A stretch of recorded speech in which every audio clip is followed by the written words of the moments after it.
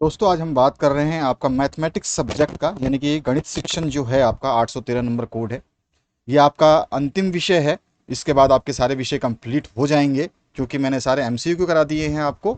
और साथ ही साथ जो सब्जेक्टिव क्वेश्चंस हैं, चाहे वो 2 मार्क्स के हों या 1 नंबर वाले हों या 3 नंबर के हों, 4 नंबर के और 5 नंबर के, सारे क्वेश्चंस करवा चुके हैं हम। सारे वीडियो अपलोडेड है, प्लेलिस्ट हर बार आपको हर वीडियो के डिस्क्रिप्शन में दी जाती है, तो आप प्लेलिस्ट देख सकते हैं। ये वीडियो खत्म होगा तो भी आपको प्लेलिस्ट दिखाई देगी, तो प्लेलिस्ट पे टच कर सकते हैं, डायरेक्ट आपके स्क्रीन पे आता है वो।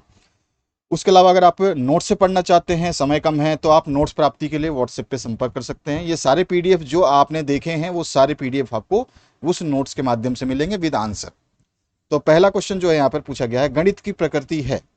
तो गणित की प्रकृति कैसी होती है? तो गणित में मौलिकता भी होती है, निश्चितता भी होती है, ठीक है, और साथ ही साथ शुद्धता भी होती है। 1+1 2 ही होगा, शुद्ध होता है वो, ठीक है। जो नंबर आप जोड़ोगे उसका मान वही होता है, उसमें ये अगर ये लगभग लगभग नहीं होता है। गणित जो है शुद्धता का सबसे बड़ा मापदंड रखता है। अर्थात उपरोक्त सभी है कि गणित की प्रकृति जो है मौलिकता भी है, शुद्धता भी है और निश्चितता भी है, यानी कि आपका द ऑप्शन करेक्ट हो जाएगा, ठीक है। तो द ऑप्शन जो आपको करेक्ट कर लेना है। अगला जो प्रश्न है उसकी बात करते हैं। यहां बोला गया है आपसे 3/4 यानी 3/4 की तुल्य भिन्न है। तुल्य का मतलब होता है कि उसके बराबर। 3/4 की तुल्य भिन्न इस ऑप्शंस में से आपको बताना है। ऑप्शन नहीं भी दे सकता, आपसे बोलेगा 3/4 का तुल्य भिन्न लिखिए, 3/4 का तुल्य भिन्न। तो आपको देखना है कि ऊपर और नीचे सेम संख्या से गुणा करें और इसमें से कोई अंक प्राप्त हो जाए, वही तुल्य भिन्न होती है। यानी कि अगर मैं यहाँ पे बहुत सारे तुल्य भिन्न बना सकता हूं, जैसे कि देखिए आप ध्यान से, ये आपका यहाँ पर दिया गया हमारे को 3/4। अब इसकी तुल्य भिन्न मुझे बनानी है, तो मुझे क्या करना है, इसको गुणा कर देना है। जिस भी नंबर से करूंगा ऊपर नीचे बराबर होना चाहिए। 2/2 से कर लेता हूँ, ठीक है। तो इसकी जो तुल्य भिन्न आती है वो आ जाएगी 3 दूनी 6, और बटे में यहाँ से 4 और गुणा 2, 4 दूनी 8, ठीक है। तो यहाँ पे 6/8 ये तुल्य भिन्न हो गई। तुल्य भिन्न क्यों हो गई? 6/8 तुल्य भिन्न क्यों कह रहे हैं, एक जैसी क्यों है? तो अगर आप इसको वापस से काटोगे 2 से ही, तो ये वापस कितना बन जाएगा? 3/4 ही बन जाएगा। अगर 2 से आप काटोगे तो 2×3 = 6 और 2×4 = 8, यानी कि 3/4 वापस बन जाएगा। इस तरह से अगर मैं कहूँ कि आप 3/4 का और तुल्य भिन्न लिखिए, तो 3/4 लिखिए। अब मैंने 2 से गुणा किया है, आगे मैं 3 से गुणा करके देखता हूँ, फिर से तुल्य भिन्न आ जाएगी 3/3 से, ठीक है, जो ऊपर नीचे सेम रहेगा। तो आप देखिए 3 × 3 = 9, और बटे में 3 × 4 = 12 हो जाता है। इस तरह से आप अगर और कोई संख्या लिखना चाहते हैं इसके तुल्य भिन्न, तो 3/4 लिखिए फिर से, और यहाँ पे गुणा कर दीजिए सेम नंबर से ऊपर नीचे।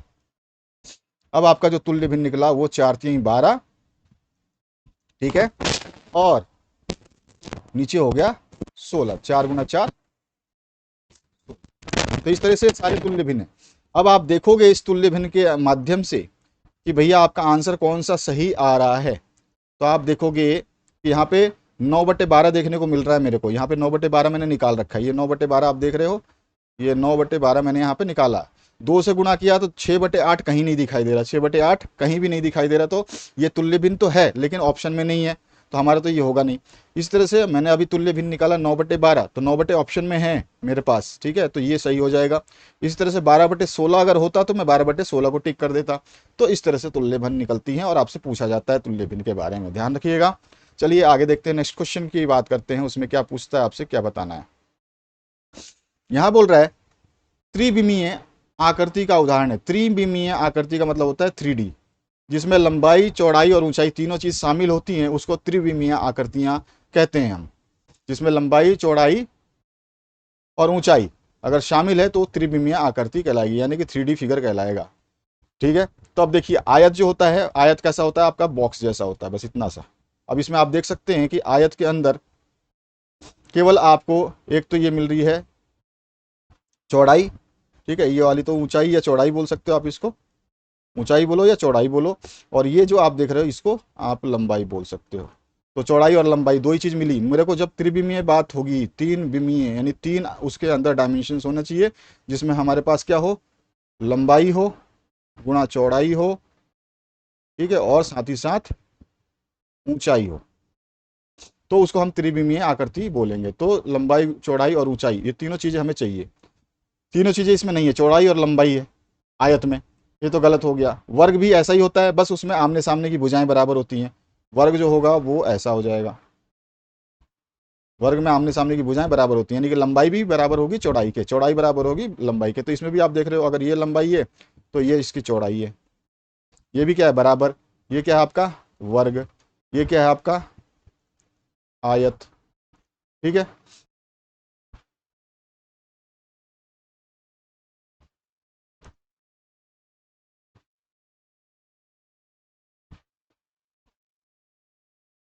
ये है आपका वर्ग। और इस तरह से घन की बात करें तो घन जो होता है ये वर्ग का 3D शेप होता है। अब देखिए 3D शेप अब आपको दिखाता हूँ किस तरह का। समझ तो गए होंगे काफी बच्चे, जिन्होंने नहीं समझा अब समझ जाओगे। जैसे आपके माचिस का डब्बा है, चौक बॉक्स होता है, ये सारे घन और घनाभ के उदाहरण हैं, जिसमें आपको इस तरह की आकृति देखने को मिलती है। ये डब्बा है जो, अब इसमें आप देख सकते हो एक डब्बे में लंबाई भी है, चौड़ाई भी है और ऊंचाई भी है। यहाँ पर आप ये जो देख रहे हो, यहाँ पर ये लाइन जो है, ये वाली लाइन, ये इसकी लंबाई हो गई, और ये वाली अगर इसकी ऊंचाई है, ठीक है, तो ये साइड वाली इसकी चौड़ाई होगी। यानी कि तीन चीज़ मिल गई मेरे को। तो यही चीज़ आपको बतानी होती है। इसमें क्या है, ये हमारी अगर ऊंचाई है तो ये क्या है आपकी लंबाई है, और ये क्या है इसकी चौड़ाई है। ठीक है, तो इस तरह से इसमें तीनों मिल गया, तो इसी को त्रिविमीय आकृति बोलते हैं। त्रिभुज तो आप जानते हैं, सभी जानते हैं त्रिभुज का शेप कैसा होता है, तो तीन कोनों से जुड़ी हुई आकृति त्रिभुज कहलाती है, या तीन लाइनों से बनी हुई या घिरी हुई आकृति त्रिभुज कहलाती है। तो ये त्रिभुज हो गया आपका। तो यहाँ पे घन जो है आपको देखने को मिल रहा है, घन जो है ये 3D होता है। ठीक है, तो यहाँ पे आंसर क्या हो जाएगा हमारा, घन जो है इसका सही आंसर हो जाएगा। आइए नेक्स्ट क्वेश्चन देखते हैं। गणित के पाठ्यक्रम निर्माण का सिद्धांत है, तो गणित का पाठ्यक्रम निर्माण सिद्धांत जो है बाल केंद्रित होता है, बिल्कुल सही है, होना चाहिए। और क्रियापदान भी होना चाहिए, आप जो है गणित को सॉल्व करना आना चाहिए आपको, मतलब आप उस पर क्रिया करें। और मनोवैज्ञानिक और तार्किक भी होना चाहिए। मनोवैज्ञानिक यानी कि आपके मानसिक रूप से आप संतुष्ट हो, और तार्किक मतलब आप तर्क कर सकें कि 2+2 4 कैसे हुआ। ठीक है, या 2 को हमने डिवाइड किया या 4 को हमने डिवाइड किया तो ये आंसर कैसे आया, यानी कि उपरोक्त सभी जो है इसका आंसर हो जाएगा। ठीक है, राइट आंसर हो जाएगा उपरोक्त सभी। तो इस तरह से आपके ये MCQ पूछे गए हैं। अब आगे बढ़ते हैं नेक्स्ट क्वेश्चन पे। मापन वस्तुओं या घटनाओं की तर्कपूर्ण ढंग से संख्या प्रदान करने की क्रिया है, यह कथन किसका है। तो ये जो क्रिया मापन की जो डेफिनेशन दी है, measurement is defined as assigning number to objects events according to logical accepted rules whose statement is this. तो ये स्टेटमेंट दिया था स्टीवेंस ने। ठीक है, तो यहाँ पे स्टीवेंस जो है इसका सही आंसर हो जाएगा, स्टीवेंस। क्लियर। अब आगे बढ़ते हैं, नेक्स्ट क्वेश्चन देखते हैं। यहाँ पर रिक्तस्थान की पूर्ति करते हैं। गणित सार संग्रह की रचना खालिस्तान ने की। तो गणित सार संग्रह की रचना महावीर आचार्य, या फिर महावीर आचार्य बोल सकते हो आप, साथ में लिखोगे तो महावीर आचार्य इस तरह से लिखोगे। अगर आप अलग अलग लिखना चाहते हो तो महावीर आचार्य भी लिख सकते हो। ठीक है, महावीर आचार्य भी आप लिख सकते हो।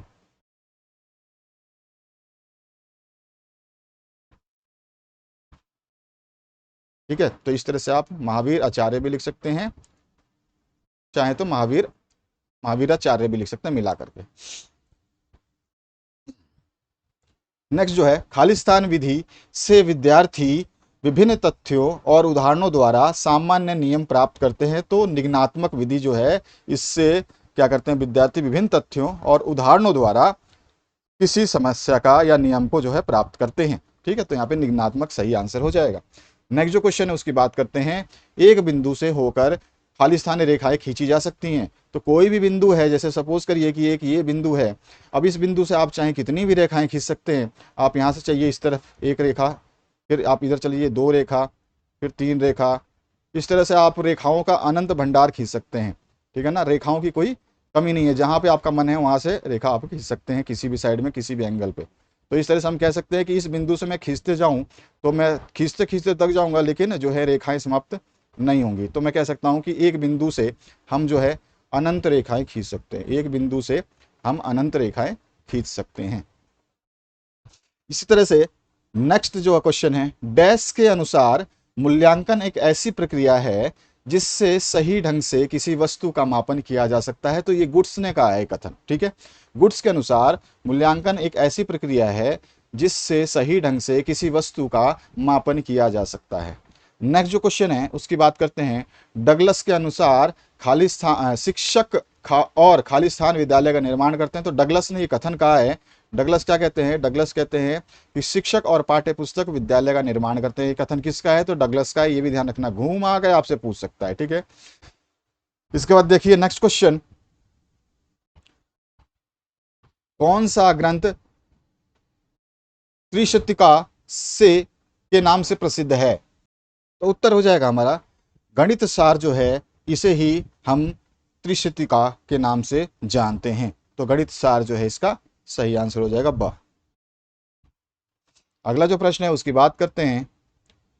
किस संख्या में 8 का स्थानीय मान सबसे अधिक है? स्थानीय मान पूछा गया है और अधिक है, तो हमें थोड़ा सा समझना पड़ता है कि स्थानीय मान कैसे निकालते हैं, हम कैसे चेक करते हैं। अगर देखा जाए तो यहाँ पे 8 जो है इधर पॉइंटों के इधर है। मैं शॉर्ट से शॉर्ट तरीके में आपको समझा देता हूँ। तो अगर हम यहाँ पे 8 का स्थानीय मान निकालना चाहें तो देखोगे आप कि आपका यहाँ पे ये इकाई पे है और ये 8 नंबर जो है ये दहाई पे है।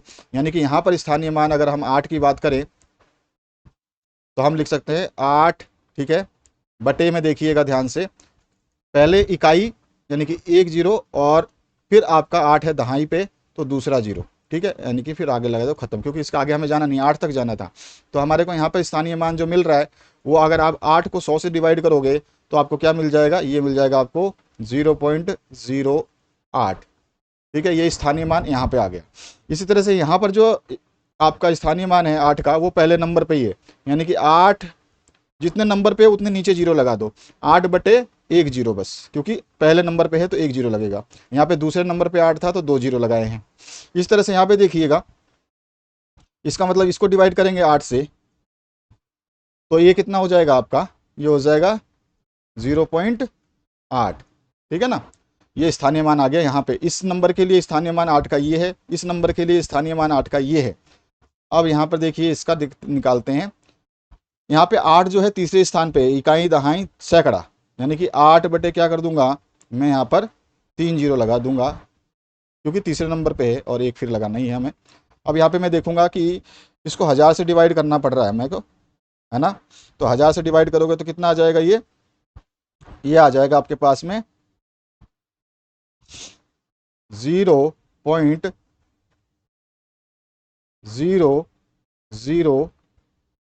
ठीक है ना। जितने नंबर पे उसी के बाद देखो पॉइंट लगा हुआ है। यहाँ पे 2 के बाद था दूसरे नंबर पे, तो दो पॉइंट के बाद 2 संख्या है। इसमें ये 1 नंबर पे था तो पॉइंट के बाद एक ही संख्या है। यहाँ पे ये पॉइंट के पहले तीसरे नंबर पे है तो ये पॉइंट के बाद में इसकी 3 संख्याएं हैं। समझ में आ गया होगा। तो आपको डिवाइड करके निकालना है। यहाँ पर देखें तो यहाँ पे निकाल लीजिए, क्योंकि सब में देखो ये देखना है कि आपका 124 है, 124 है, 121 है, 121 है, तो 124 वाले में से ही आंसर होना चाहिए या 121 में से आंसर होना चाहिए। तो देखते हैं किसका आंसर सबसे सही बेस्ट होता है। और यहाँ पे भी आप देख सकते हो कि स्थानीय मान अगर यहाँ पे भी 8 का निकालूं तो 8 तो ये हो गया, बटे में देखिए 8 2 नंबर पे, यानी कि 2 0 लगा दीजिए और ये हो जाएगा आपके पास में 0.08। अब यहाँ पे देखना है कि स्थानीय मान किसका सबसे अधिक है।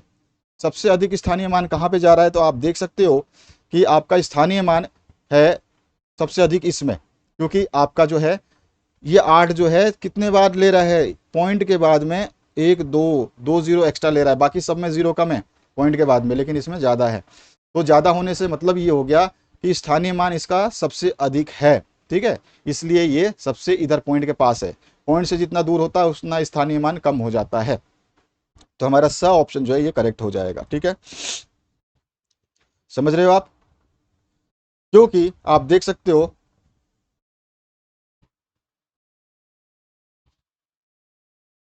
कि अगर मैं यहाँ पे कंपेयर करूँ तो सबसे पहले अगर मैं लिखना चाहूँ इन सारे रिजल्ट से, अगर यहाँ पे रिजल्ट निकालना चाहूँ, रिजल्ट क्या निकल रहा है इसमें? जो आपका 0.8 है वो बड़ा है किससे? वो बड़ा है आपका 0.08 से, और इसी तरह से ये बड़ा है आपका 0.008 से। ठीक है, तो इसमें स्थानीय मान जो पूछा गया है, स्थानीय मान मतलब संख्या बड़ी नहीं है, स्थानीय मान इसका बड़ा है जिसमें सबसे ज़्यादा पॉइंट के पास में है, तो यानी कि ये वाला ऑप्शन जो है आपका करेक्ट हो जाता है। क्लियर? तो यहाँ पर हमको ये समझ में आ रहा है। कभी कभी आपसे पूछता है कि इस चिन्ह का अर्थ बताइए, इस चिन्ह का प्रयोग करके दिखाइए, तो आप इस तरह से आंसर बता सकते हैं कि ये इससे बड़ा है, ठीक है, ये इससे छोटा है, फिर ये इससे छोटा है। तो ये आपका प्लस, ये वाला आपका बड़ा छोटे का साइन थोड़ा सा ध्यान रखना है आपको। इस तरह से ये क्वेश्चंस में देता है, एक बार एग्जाम में पूछा गया था आपसे कि इन चिन्हों को समझाइए उदाहरण के साथ में, तो उदाहरण आपको देना होगा कि भैया इसमें जो है 0.8 बड़ा है, मुंह खुला है तो बड़ा है किससे, 0.08 से। इस तरह से 0.08 बड़ा है किससे, 0.008 से। इस तरह से आप और भी बता सकते हैं, तो आपके ऊपर डिपेंड है कि आप किस टाइप का एग्जाम्पल देना चाहते हैं। ठीक है, चलिए अगला प्रश्न देखते हैं। इसमें द्विविमीय आकृति का उदाहरण पूछा है। द्विविमीय आकृति का मतलब होता है 2D। अब अभी हमने 3D समझा था, तो अब 2D में आपको 2 डायमेंशंस मिलेंगे। शंकु, शंकु में जो है 3 डायमेंशंस मिलते हैं। शंकु जो है, आप बर्थडे केक मनाया होगा आपने, बर्थडे वगैरह मनाया होगा, तो केक के साथ में एक टोपी आती है, उसी को हम शंकु बोलते हैं, जिसकी आकृति कुछ इस तरह की आपको देखने को मिलती है।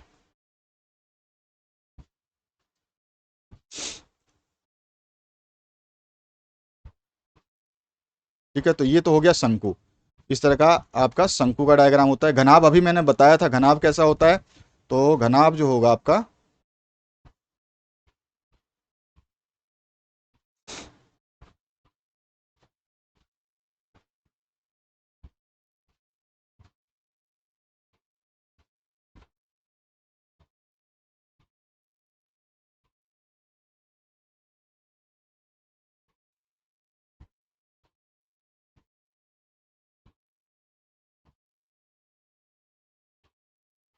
ये हो गया आपका घनाभ। जो आप माचिस की डिब्बी देखते हैं, इस तरह के जो आयत होगा, आयत में सारी भुजाएं बराबर होंगी। ठीक है, तो आयत अभी मैंने बताया था आयत कैसा होता है। नहीं, आयत में भी आपकी आयत जो है उसमें भुजाएं बराबर नहीं होगी। ठीक है, लंबाई अलग होगी, चौड़ाई अलग होगी। आपका आयत ये हो गया। ठीक है, वर्ग में सारी भुजाएं बराबर होती है। और बेलन तो आप जानते हो, बेलन किसको कहते हैं हम, तो बेलन बोलते हैं हम इस तरह की आकृति हो, जैसे कि पाइप।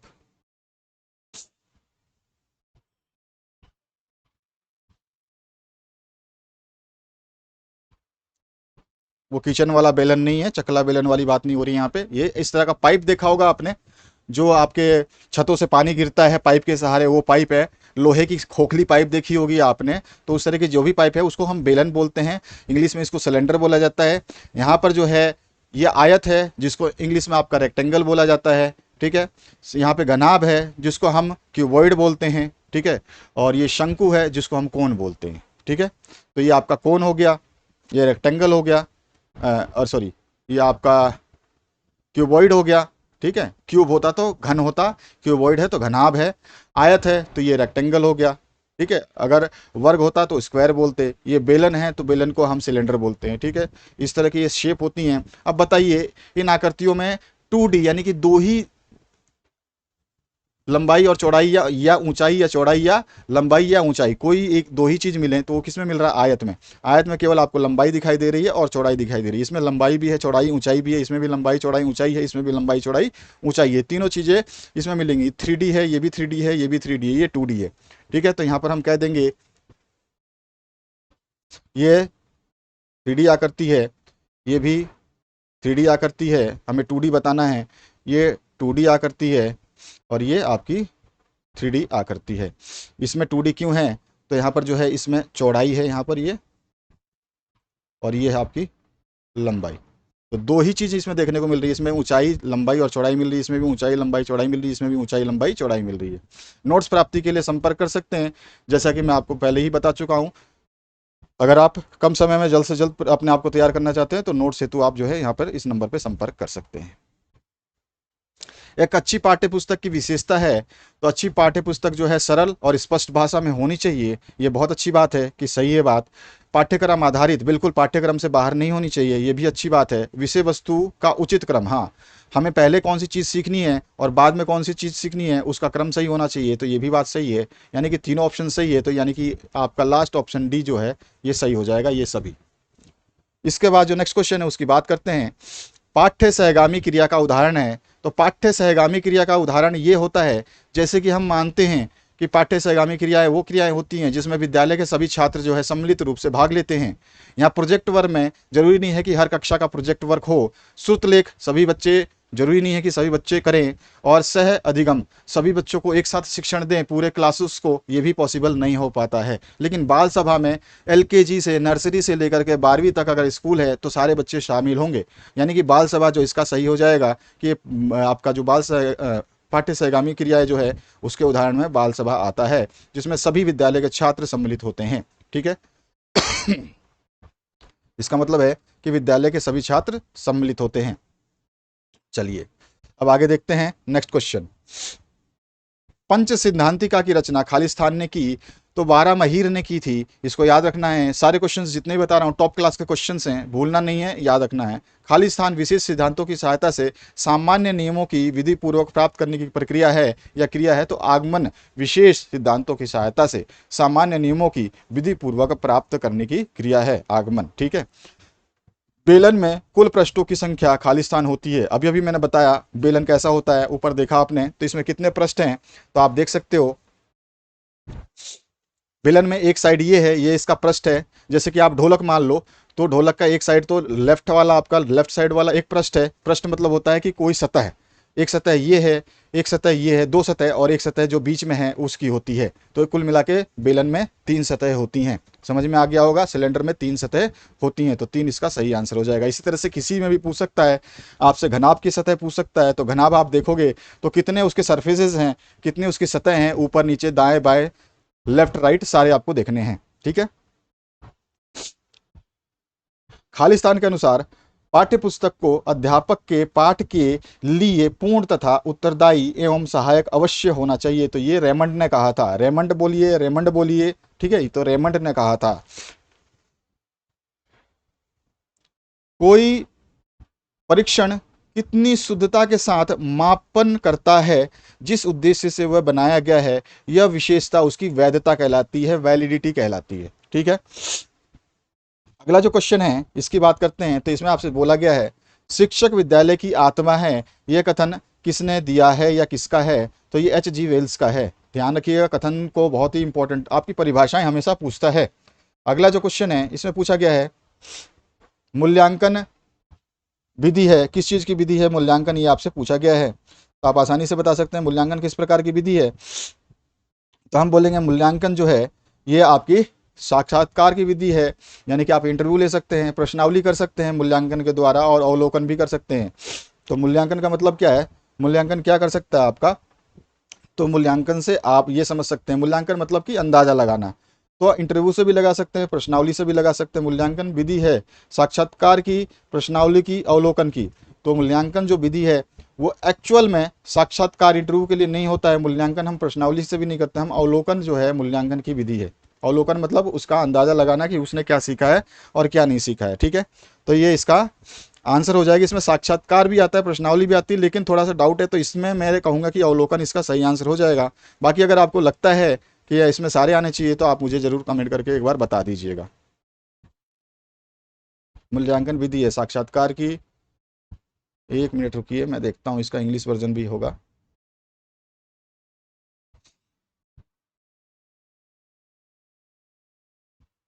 अगर हम ध्यान करें तो मूल्यांकन के प्रकार में जो है साक्षात्कार विधि भी है, अवलोकन विधि भी है। अर्थात ये दोनों ही हैं, तो तीसरी विधि भी इसमें शामिल होगी। अर्थात ये सारे के सारे ऑप्शन सही हैं। ठीक है। मूल्यांकन विधि जो है वो प्रश्नावली की भी है, साक्षात्कार की, अवलोकन की, यानी कि उपरोक्त सभी जो है इसका सही आंसर हो जाएगा। अगला जो क्वेश्चन है उसकी बात करते हैं। महासिद्धांत के रचनाकार हैं, तो महासिद्धांत के रचनाकार हैं आर्यभट्टदित्य। तो यहाँ पे 100 ऑप्शन जो है करेक्ट हो जाएगा आपका। नेक्स्ट जो क्वेश्चन है, निम्न में से कौन सी संख्या अभाज्य है। अभाज्य संख्या वो संख्याएं होती है जो स्वयं से भाग हो या फिर एक से भाग हो। अभाज्य संख्याएं वो संख्याएं होती हैं जो खुद से भाग हो या फिर एक से भाग हो। तो दो जो है, दो मतलब खुद से कटेगा और एक से कट सकता है, लेकिन 6 जो है 6 से भी कट सकता है, एक से भी कट सकता है, 2 से भी कट सकता है और 3 से भी कट सकता है। वो संख्याएं जो मैं यहाँ पे लिख देता हूँ डेफिनेशन ताकि आपको थोड़ा सा याद रहे। वो संख्याएं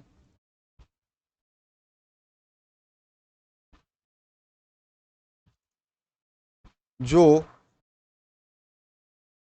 एक और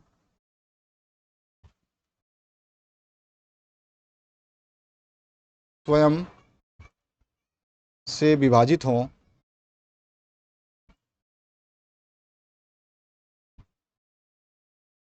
स्वयं से विभाजित हों,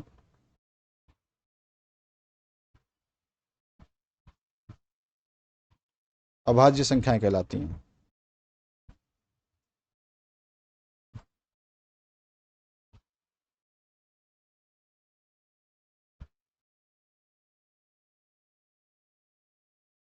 ठीक है, तो यहाँ पर तो डेफिनेशन के हिसाब से आप समझ चुके होंगे कि इसमें कौन से वो नंबर है जो एक से भाग चला जाए जिसमें, और खुद से भाग चला जाए, तो वो संख्या केवल दो ही है। छः खुद छः से भाग हो सकता है, तीन से भी भाग जा सकता है इसमें, और दो से भी आप इसको काट सकते हो, और एक से भी काट सकते हो। यानी कि इस संख्या को आप छः से, एक से, दो से और तीन से काट सकते हो। लेकिन संख्या दो जो है ये केवल दो से ही कटेगी और एक से कट सकती है। तो ऐसी संख्याएं जो केवल एक से और स्वयं से कटे, वो संख्याएं सारी की सारी अभाज्य संख्याएं होती है। जैसे कि पाँच, जैसे कि तीन, ये क्या है, आपकी अभाज्य संख्याएं हैं। ठीक है, तो यहाँ पर मैंने कह दिया वे संख्याएं जो एक और स्वयं से विभाजित हों अविभाज्य संख्याएं कहलाती हैं। डेफिनेशन पूछ ली तो आपको बताना है। 12 को आप देखिए, 12 से काट सकते हो, 2 से काट सकते हो, 3 से काट सकते हो, 4 से काट सकते हो, 6 से काट सकते हो। 15 को आप जो है 3 से काट सकते हो, 5 से काट सकते हो, खुद 15 से काट सकते हो, 1 से काट सकते हो। इस तरह से बहुत सारी संख्याएं से काट सकते हो। इसी तरह से अगर 5 यहाँ पे लिखा होता है तो दो, ठीक है, दो हो, चाहे आपकी एग्जाम्पल दे दो, दो हो, या फिर संख्या तीन हो, या फिर आपकी पाँच हो, ठीक है, या फिर आप बता सकते हैं कि सात हो, या फिर आप बता सकते हैं आठ भी नहीं, नौ भी नहीं, दस भी नहीं, ग्यारह हो, ठीक है, बारह नहीं, तेरह हो, चौदह नहीं, पंद्रह नहीं, सोलह भी नहीं, सत्रह हो। ये सारी की सारी ये अभाज्य संख्याएं हैं। दो, तीन, पाँच, सात, ग्यारह, जो खुद से भाग होंगी, खुद से कटेंगी और एक से कट सकती हैं। तो यहाँ पे हमारा ऑप्शन हो गया आ, सॉरी। त्रिविमीय का उदाहरण है। त्रिविमीय अभी मैंने बताया, त्रिविमीय का मतलब होता है 3D, जिसमें तीनों आकृति, तीनों चीजें मिल जाएं, यानी कि तीन डायमेंशंस मिल जाए, लंबाई, चौड़ाई, ऊंचाई। आयत में नहीं होती हैं, आयत में केवल लंबाई और चौड़ाई होती है, वर्ग में भी लंबाई और चौड़ाई होती है, वृत्त में लंबाई चौड़ाई की मतलब ही नहीं है, केवल सर्कल होता है, वृत्त मतलब गोला होता है।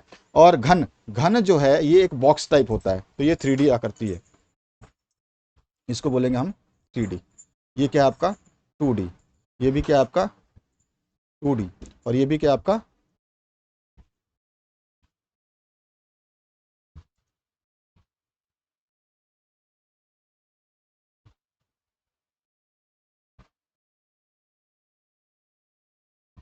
ये 2D, ये वाला आपका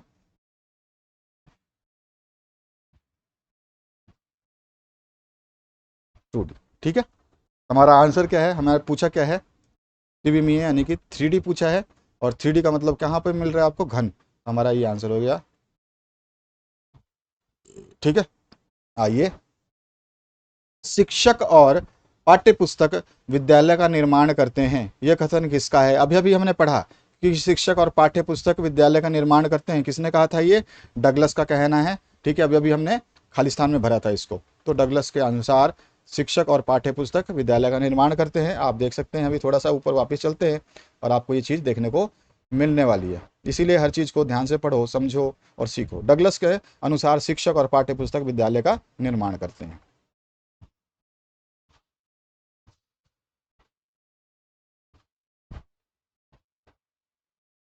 अब रिक्त स्थानों की पूर्ति कर लेते हैं। खाली स्थान एक ऐसी प्रक्रिया है जिससे सही ढंग से किसी वस्तु का मापन किया जाता है। तो हम कौन सी वो प्रक्रिया है, मूल्यांकन। मूल्यांकन हम अंदाजा मतलब उसको देख करके, उसके बारे में सब कुछ, उसके मतलब आंकड़ों को देख करके उसका अंदाजा लगा सकते हैं कि भाई ढंग से किसी वस्तु का मापन किया जा सकता है, मतलब वो वस्तु कैसी है। तो उसका हम कैसे कर सकते हैं, मूल्यांकन के द्वारा उसको हम कह सकते हैं कि मूल्यांकन।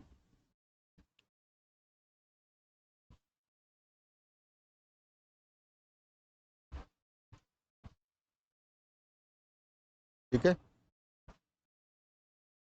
तो मूल्यांकन जो है इसका हमारा आंसर हो गया। अब आइए देखते हैं नेक्स्ट क्वेश्चन क्या पूछ रहा है। ग्रंथ गणित सार में श्लोकों की संख्या 300 है, इसीलिए इसको त्रिशिका कहते हैं। इसमें श्लोकों की संख्या कितनी है? 300 है, इसीलिए इसको हम क्या बोलते हैं? इसका दूसरा नाम गणित सार का क्या है?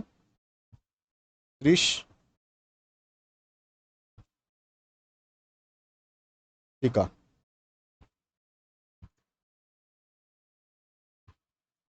त्रिशिका का मतलब 300 श्लोकों वाला।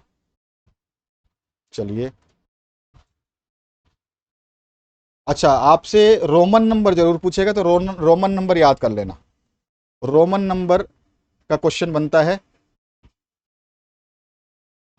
रोमन संख्याएं याद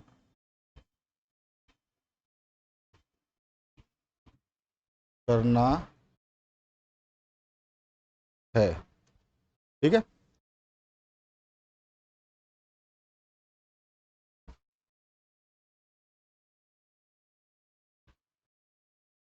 आपको रोमन संख्याएं याद करना है, ये मोस्ट इंपॉर्टेंट नोट है।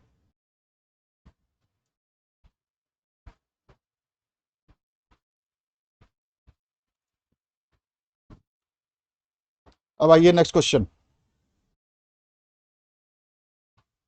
खालिस्तान के अनुसार पुस्तक वह माध्यम है जिसके द्वारा शिक्षक विषय को कक्षा के सामने प्रस्तुत करता है। ये कथन किसने कहा है? तो ये मैक्सवेल ने कहा है कि मैक्सवेल के अनुसार पुस्तक वह माध्यम है जिसके द्वारा शिक्षक विषय को कक्षा के सामने प्रस्तुत करता है। तो ये कहने वाले हैं मैक्सवेल।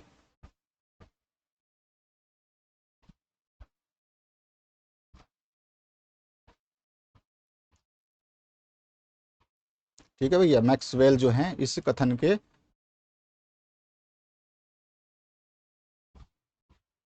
मनोवैज्ञानिक है। अगला जो क्वेश्चन है इसमें क्या पूछा गया देख सकते हो। आगमन विधि में विद्यार्थी विभिन्न तथ्यों और उदाहरणों द्वारा क्या प्राप्त करते हैं? तो निष्कर्ष प्राप्त करते हैं।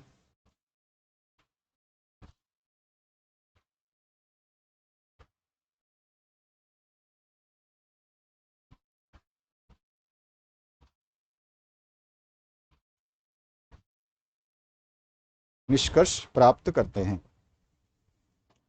अगला जो क्वेश्चन है इसमें पूछा गया है, घनाभ में कोरों की कुल संख्या होती है। घनाभ में कोरों की कुल संख्या कितनी होती है? आपसे ये पूछा गया। बहुत सिंपल सा क्वेश्चन है। क्या आप बोल सकते हो कि इसमें एजेस कितनी होती है? कोरों की संख्या टोटल होगी 12। घनाभ में कोरों की संख्या कितनी होगी? 12। कैसे? अब देखिए यहाँ पर, ये रहा घनाभ आपके सामने, मैं बना के दिखा देता हूँ, एक मिनट।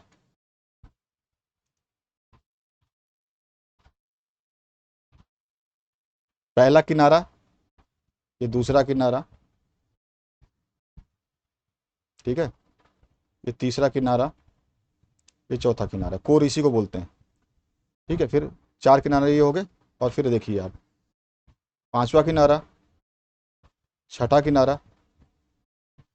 कमरे को देखना आप, सब जितने भी कोने हैं ना देख लेना, जहां जहां से जुड़ा हुआ आपका, आप जिस घर में बैठे हो उसमें कोने गिनिए।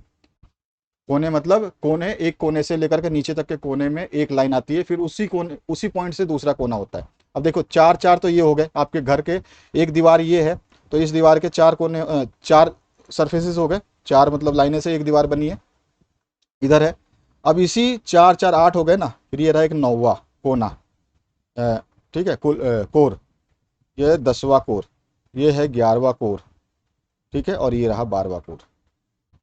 ये हो गया 12 कोरों से बनी हुई घनाभ की आकृति होती है। घन हो, घनाभ हो, इस तरह का कोई भी चित्र हो जो बॉक्स टाइप हो, उसमें कोर जो होंगे, ठीक है, एजेस जो होंगे, एज जो किनारे इसको बोलते हैं, ये वाले, एक, फिर ये देखो 2, इस तरह से 3, ये सारे 12 होते हैं। ठीक है, तो इसमें कोरों की संख्या कितनी होगी? 12। अगला जो क्वेश्चन है उसकी बात करते हैं। सीखना व्यवहार में उत्तरोत्तर उत्तरोत्तर सामंजस्य की प्रक्रिया है, यह किसने कहा है? तो ये स्किनर ने कहा है। तो इसका सही आंसर हो जाएगा स्किनर। तो स्किनर ने कहा है कि सीखना व्यवहार में उत्तरोत्तर सामंजस्य की प्रक्रिया है। नोट्स प्राप्ति के लिए आप सीधे सीधे इस नंबर पे संपर्क कर सकते हैं, व्हाट्सएप पे मैसेज करिए, आपको सारी डिटेल्स मिल जाएंगी। गणित विज्ञान है, तो गणित किसका विज्ञान है? गणित में हम संख्याएं देखते हैं, गणनाएं देखते हैं, स्थान देखते हैं, यानी उपरोक्त सभी का जो है गणित विज्ञान है। द ऑप्शन जो है करेक्ट हो जाएगा।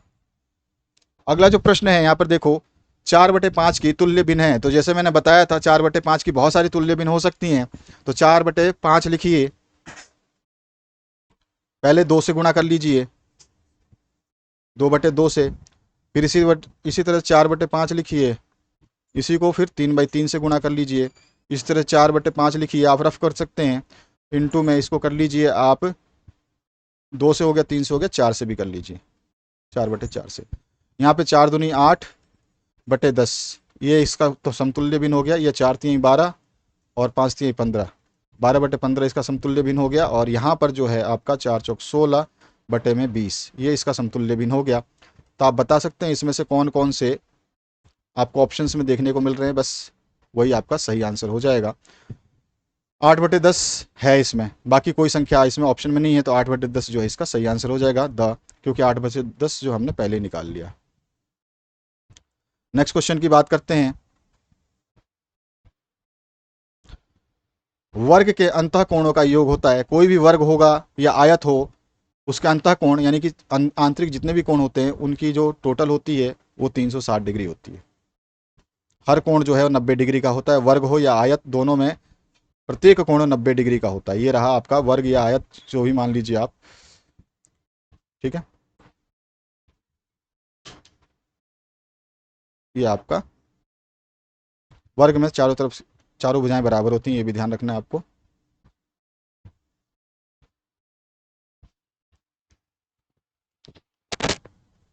यहाँ पे लिख देता हूं मैं आपको, वर्ग की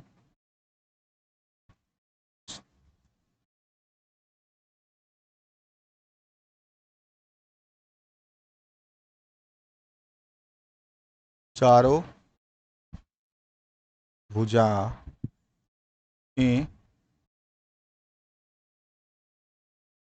बराबर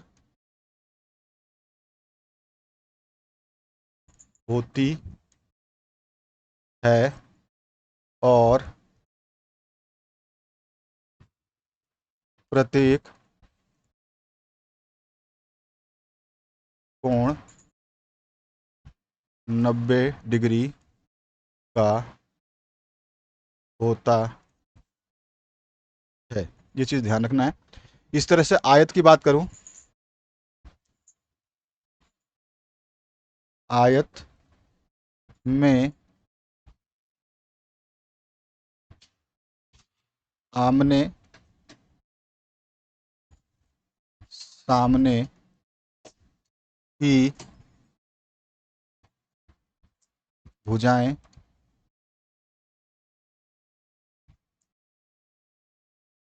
बराबर होती हैं और प्रत्येक कोण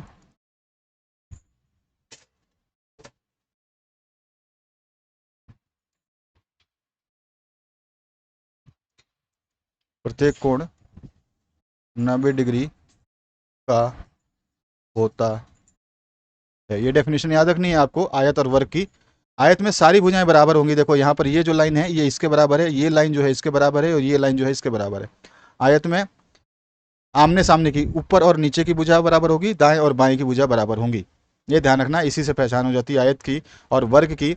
अब बात करते हैं जो कोण होते हैं, ये प्रत्येक कोण मैंने बताया कि ये 90 डिग्री का है, ये भी कोण 90 डिग्री का है, ठीक है। ये भी कोण 90 डिग्री का ही है, और ये भी कितने का है, 90 डिग्री का। तो आंतरिक सारे कोण कितने डिग्री के हैं, 90 डिग्री के हैं यहाँ पे कोण। तो 90 डिग्री का जोड़ लीजिए, 9 दूनी 18, 9 तीन 27, 9 चौक 36, 360 डिग्री जो है इसका सही आंसर हो जाएगा। हाँ। अब आगे बढ़ते हैं। पाठ्य पुस्तक आवश्यक है, तो पाठ्य पुस्तक किसके लिए आवश्यक है ये हमें बताना है।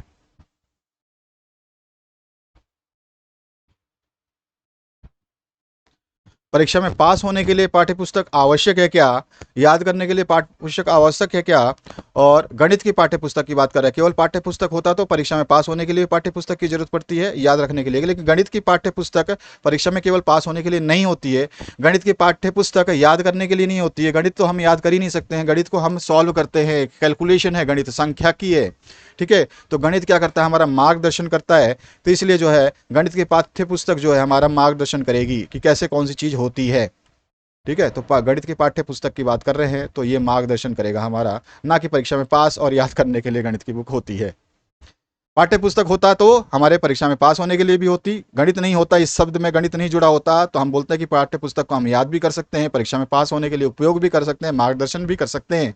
लेकिन गणित की पुस्तक जो है उसको आप देखिएगा, गणित की पुस्तक खोलने के बाद में आपको एहसास होगा कि आप जो है उसको केवल याद नहीं कर सकते हैं, उसमें प्रैक्टिस मैक्स एंड परफेक्ट, तो आपको प्रैक्टिस करनी होगी कि 2 गुणा 2 4 होता है। ठीक है, 2027 गुणा में 2027 कितना होगा, तो आपको वो कैलकुलेशन करना पड़ेगा, आप याद नहीं रख सकते हैं उसको।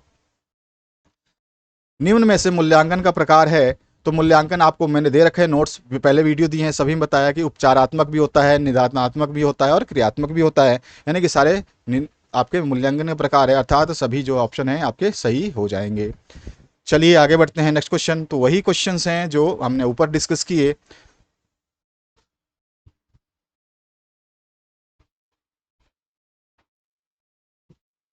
अच्छा, गणित शिक्षण के उद्देश्यों को खालिस्तान स्तरों में बांटा गया, तो इसको 4 स्तरों में बांटा गया है, ये ध्यान रखना।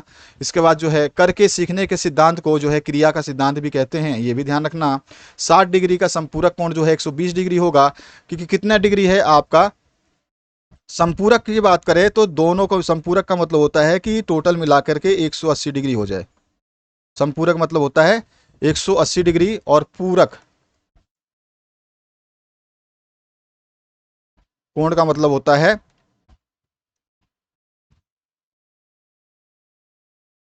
90 डिग्री। ठीक है, संपूरक का मतलब होता है कि सब कोण मिला करके 180 हो, तो 60 है तो 180 बनने में कितना और जोड़ोगे, तो 120 जोड़ोगे। भाई 180 में से 60 घटा दो, 60 दिया हुआ है तो बचा कितना, 120।